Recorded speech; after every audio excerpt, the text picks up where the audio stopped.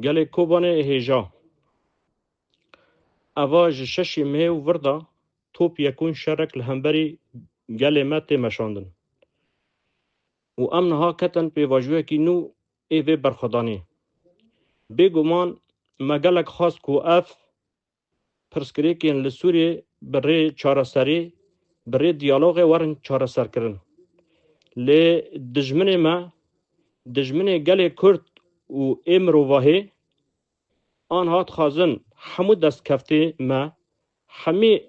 خیال گل ما ای آزادی همی تک ببن دخازن هیویا گل ما ای کو بسالانن کو تکوشینه کی دروکی مشاند و به دست خستن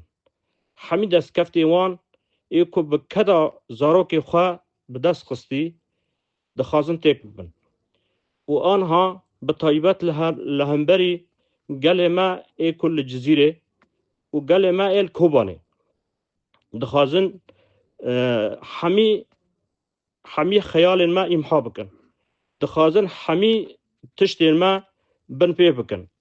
و دخازن مج آزادی ما بیپار بیلن جبوه آنها ام ده همی جپا دا ده همی چپر دا برخواد دن و آن جوه دمیشون دا ایدی دبه برخوادانیا کوبانه آد دویمین آنها دجمن ده سنر کوبانه ده اونها تخازه تیکوه آخا کوبانه بگمان اف آخا مایه و اف گنجی گنده منه گنده باو و کاله منه ام تجاری ج آخا خواه دف جه برنادن و گره کسک جمال خواه در نکوه آخا خواه ترک نکه و هر کسی کاره چک راکه هر کسی که کاره برخواه بده گره گلکیلک شروانا بسکنه اف مثلا که مزنه اگر ام هیرو به همیشی وازی برخواه ندن اف دجمنا ناسکنه جعالی خواه با شروان یپگه و یپجه شروان قصده و به همیشی وازان برخواه بدن و شر بکن برات گمانا تو کسی نبه اف دجمن و رحت نه آخامه و رحت آخامه بن پینکه و در باسی نبه اما به همیشی وازان اما شر بکن و الهمبری وان تاکتیکین جدا بمشینن لیکو امشگل خود خازن کو اف شرا تنه به شروانان بسر ناکوه دبه همو کس ایدی شر هر کسیه جه 7 سالین حتی 7 سالین جوانان حتی جنان شر هر کسیه ایدی نه تنه شر شروانان جبوه گرک هر کس د چالکی دابه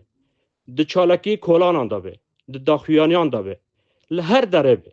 جه که شروان لی او جلوه داره به شروانی خواهی خناف خواه بپاریزن به هف را امتکارم بیه که بسرخن جبوه بانگا مش هر کسی را